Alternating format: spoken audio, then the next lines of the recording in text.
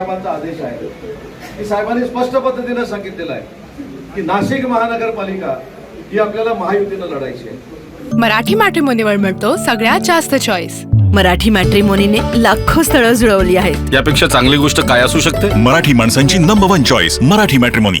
कोण 100 निवडून आणणार आहे, कोण 200 आणणार आहे, कोण 500 आणणार आहे। जागा किती आहे? 122। काही लोक सांगतील 122 आले तर मी 200 निवडून आणणार आहे।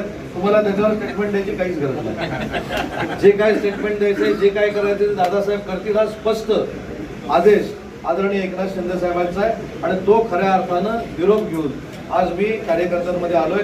महानगरपालिकेच्या महायुतीच्या बाबतीमध्ये जे काय बोलायचं असेल, जे काही निर्णय घ्यायचे असतील ते माननीय एकनाथ शिंदे साहेबांच्या नेतृत्वाखाली दादा भुसे साहेब घेतील आणि दादानी देखील मगाच्या पत्रकार परिषदेमध्ये सांगितलेलं आहे, मी देखील सांगितलेलं आहे की नाशिक महानगरपालिका ही 100% महायुतीनं लढावी अशा पद्धतीनं एकनाथ शिंदे साहेबांचे आपल्या सगळ्यांना आदेश आहेत। त्याच्यामुळे त्या आदेशाचं पालनच आपण सगळ्यांनी केलं पाहिजे। सभासद नोंदणी कशी झाली पाहिजे, काय झाली पाहिजे याच्या पलीकडे जाऊन तुम्ही सभासद नोंदणी केलेली आहे। आज कार्यालय देखील तुम्ही सुसज्ज उभं केलेलं आहे, पण या कार्यालयाचा उपयोग आता विकास कामासाठी झाला पाहिजे।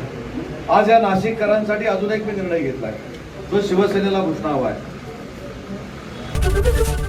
एबीपी माझा, उघडा डोळे बघा नीट।